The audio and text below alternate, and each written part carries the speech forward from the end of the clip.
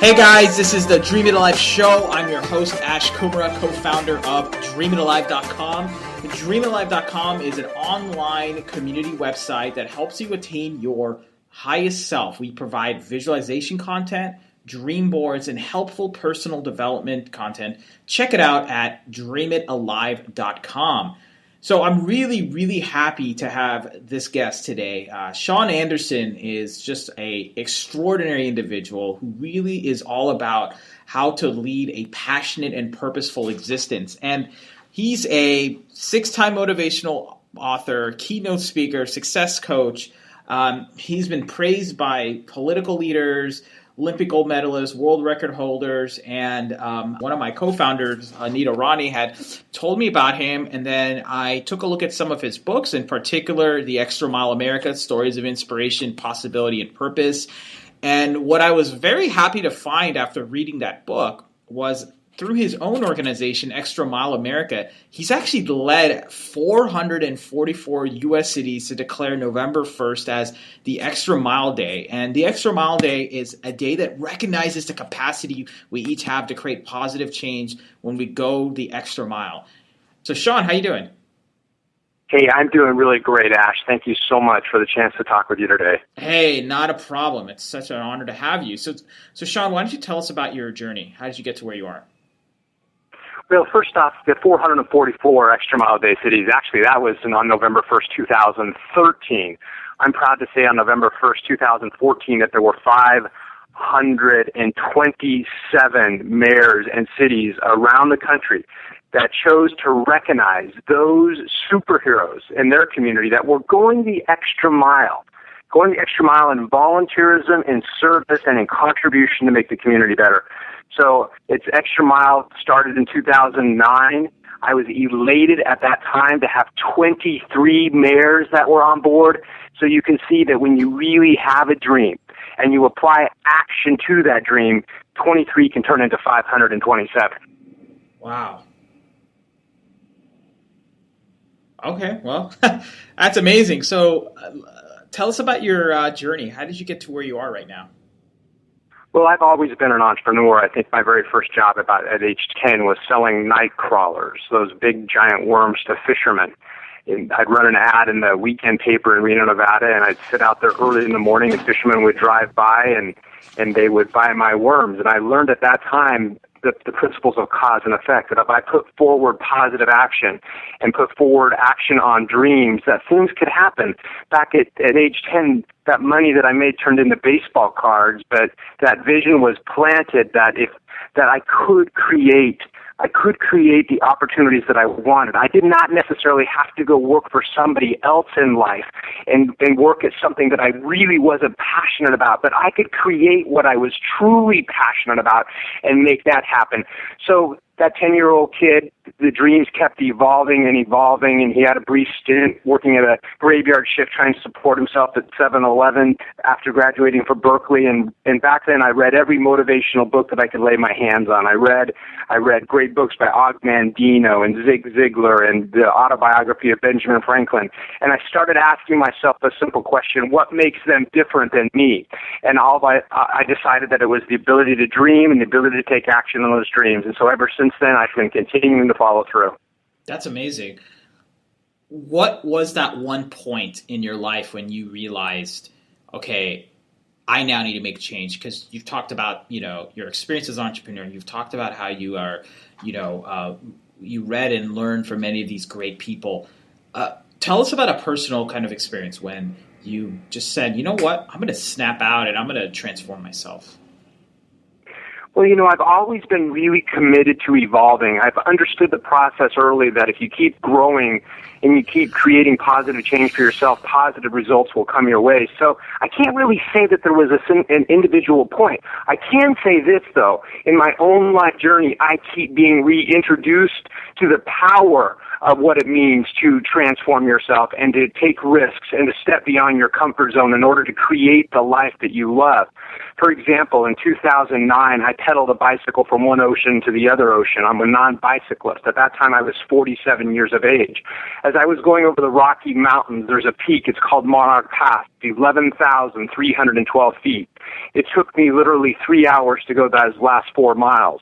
And that effort right there, that effort reminded me as I'm pedaling up that hill, that mountain, that nothing worthwhile in life can be had with minimal effort. That if you truly want something great, you've got to continue to take risks. You've got to push yourself past comfort zones. Going up that mountain, I mean, I was so spent physically, emotionally, spiritually, and it was that was one of those other reminding points that just said, man, everything that you want to create is inside you, but as soon as you say stop, it all stops. So don't stop pedaling. Keep on pedaling. And that's a great example for all of us. Just keep on pedaling. Okay, well, I love that. Well, why don't we talk about that a little further, about keep on pedaling? How did this whole concept of Extra Mile America come up? I read the book, and it was quite fascinating. Walk us through the genesis of this. Well, in 2008, 2009, the media was filling us with so much bad news about everything that was going wrong in society. So many people were losing their jobs. The stock market was just going to the tank. Foreclosures were at all-time high. Banks were closing. People, I felt, started losing their basic ability to think that they could control their own destiny. They started looking at their boss and saying, hey, what are you going to do to keep our company alive and help me get my paycheck? They started looking at the government saying, what kind of program are you going to create to help me keep my house? They would look at their spouse and say, what are you going to do to make our relationship better? I felt that people started to lose that basic premise that if you truly want to live a life that you love, if you want to create the life that you love, you don't point fingers and look at other people, but you look at the person in the mirror. So I decided to use my small voice and remind people that if you want to create positive change, you can't keep doing the status quo. You've got to go the extra mile. So as a symbol of going the extra mile, I took my non-bicyclist body 4,000 miles from one ocean to the other ocean. And although, Ash, that's kind of cool, I guess, in a Forrest Gump sort of way, the real power of the Extra Mile America Tour was that I created events, motivational events in 21 American cities as I pedaled across the country, many with the mayors of those cities, where I had the privilege of interviewing over 200 Americans who had been pre-identified as having gone the extra mile and either overcoming something amazing after they've just been crushed by life or in achieving a dream and never stopping. Okay, well, I hear so much energy when you talk. I'm going to change the subject for a second, and I'm going to get back to this because I'm now just really curious. I'm just going off my instinct. What are some of your daily habits and rituals that keep you so kind of energized? Like, talk about your diet or talk about meditations or anything that you feel could help us understand, like, how you develop this energy, because it's very infectious. Well, I believe that creating a successful day begins from the moment that we wake up in the morning. And when our feet first hit the floor, we can either start thinking, oh, wow, what do I have to do today? What are the things that I have to do? And when we start turning our days into what do I have to do, it starts to create really negative energy for the rest of the day. And once we start that snowball running of negative energy, that's what we're going to get all day long. So the very first thing I do when I get up in the morning is I have what I call my morning meeting. It's before I get on the phone with any of my staff or any people, or before I acknowledge any emails or whatever. I spend time in the morning really directing my thoughts and what I want to accomplish on that day. And I do it by asking myself a series of questions. They're the same questions that I ask myself every day. The first question is what is one thing that I want to, what is one live the life I love success that I want to experience today? So I've identified what's one thing that makes me really super happy that I'm going to do today. And that all of a sudden starts creating positive momentum for myself. Number two, I ask myself, what is one cue ball creation I can create today. Now understand this metaphor. The cue ball on a pool table is that white ball, and none of the other balls on the table move until that cue ball goes into motion. The cue ball strikes the rest of the balls and sends them all together. So one of my morning questions is, what one cue ball creation can I create? I'm the cue ball. Any change I want in life, I'm the cue ball. I create it. Question number 3, what is one necessary action that I have to do today? What's one necessary thing that I've got to get done?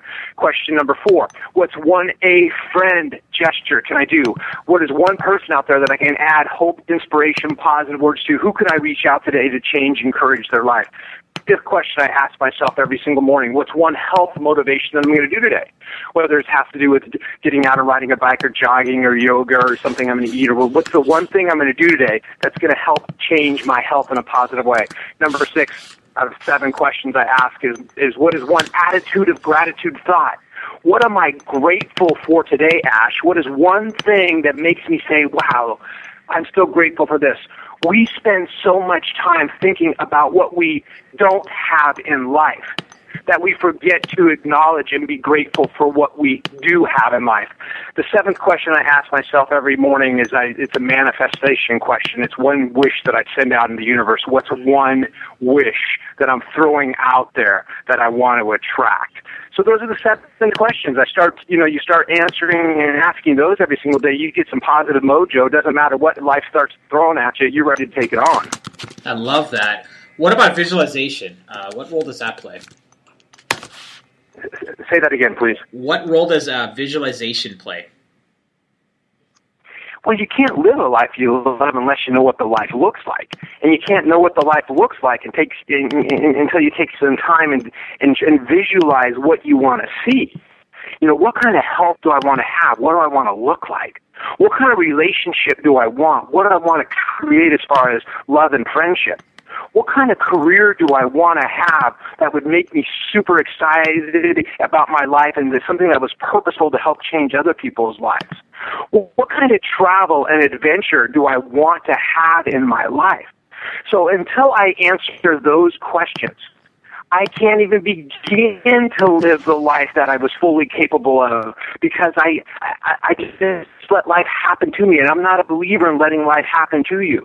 We all have a limited number of days on this earth, and I say, why not live them to the max? We all have just a short number of breaths that we can take, so I say, why waste a single one? When I'm in my rocking chair later in life looking at the scrapbook of my life, I want to see adventures and amazing challenges that I overcome. That's what I want to see. I do not want to see, oh my God, why didn't I do that? I don't want that. I do not want any why didn't I do that. I love that. Well, let's dive back to the extra mile. Tell us a little about that whole, what has come out of it afterwards. I mean, you talked about that massive impact, the social impact, but what have you learned from that whole experience just now that it's reached such a high level? I've really learned that people are hungry to continue to not only evolve personally, but people are hungry to want to serve. And I think that we live in a world with so much negative information coming at us all the time, and so many people saying that we can't do things, that when there's a voice out there that says that you can, Ash, you can, and a voice that says, Ash, you can get up again. When life knocks you down 10 times, the real strength and power and purpose of the Go the Extra Mile message is to remind you that you can get up the 11th time. When there's a voice that's saying you can go the extra mile, it adds a little bit of juice to people so they can go the extra mile. Believe in a person just a little bit and watch how high they can climb. Nice. What's next for you? What are some of your big goals and dreams for 2015 and beyond? Well, 2015, I'm a big believer in January 1st resolutions. Now, although January 1st carries this mystical magic of, being able to create new change in your life, every single day of the 365 days of the year has that kind of power. But I look at January 1st as being a pretty magical day. Some of the things that I'm already planning on January 1st, I'll be going into Singapore. I'll be speaking in Singapore, and then I'll be spending some time till January 20th in Asia. I'm going to personally be going to Peru and hiking Machu Picchu in March. Then I'm coming back and I'm going to go over and walk the Camino de Portugal. Last year I walked the Camino de Santiago, 550 miles across Spain. This year I'm going to walk almost 400 across Portugal. I come back in July and I go on a 1-month speaking tour in the Philippines where the goal is to speak to 10,000 people. So, it's just a series of continuing to do that. My next book will be coming out in 2015. There's just a whole list of goals. I don't believe in taking January 1st lightly. I look at 2015 and say, what kind of year do I want to live? I not only visualize it, I map it on paper, I map it out by months, I map it out by weeks, and then I just live it's just like the program for what I'm supposed to do today and where I'm supposed to go and what I'm supposed to live. I love that. Well, one final question for you, Shawn, is that if you could talk to that younger version of yourself, let's say, the 21-year-old version of yourself, what would you say to that person? It's an interesting question because there's one mental visualization exercise that I put myself through. It's called the boardroom. And if there's a big challenge or something that I'm facing in my life and I do not know the answer, what the boardroom is, this visualization skill where I picture myself sitting at a boardroom table, and at that table are identified present and historical figures who I've read so much about that I feel like I almost know them. I can pose a question to that table and I can hear the answers back. So it's almost as if it's seeking out, inspiration from people who might have walked the path before you. One of the people at that table is what I call future Shawn. And it's the Shawn that's not 20 years in the past, but it's Shawn 20 years in the future. So it's that asking, as I'm looking forward, it's that question saying, what should I do now? When we put ourselves in the mindset of being 20 years older, the answer to that question becomes much more clear when we see ourselves in the future. So I don't look at myself in the past, and I don't talk to myself in the past, but I definitely talk to myself in the future. The one lesson I would give any 21-year-old, though, to go back to your question, is simply this. The one thing that you can do to change your life more than any other thing, you can change your health, your relationships, your career, your financial status, is never accept the status quo. Always keep doing more. Always keep going the extra mile. I love that. Well, Shawn, thank you so much for doing this interview, and thank you so much for helping the world be a better place. Where can people find you, and if they want to stay in touch with you and follow some of the awesome things you're doing? I've got a weekly newsletter that goes out every Thursday. You can find it at Shawn@ShawnAnderson.com. I promise it to be short and sweet, and it'll either help push you up the hill or help pull you up your own hill. But every Thursday you can go on Shawn@ShawnAnderson.com to subscribe to that. If you want to learn more about Extra Mile America and see many of the 527 cities or see some of the amazing heroes across the country that have been recognized, you can go to extramileamerica.org, extramileamerica.org. Awesome. Well, thank you again, Shawn. Really appreciate this. My privilege. You create a great day and create a great 2015.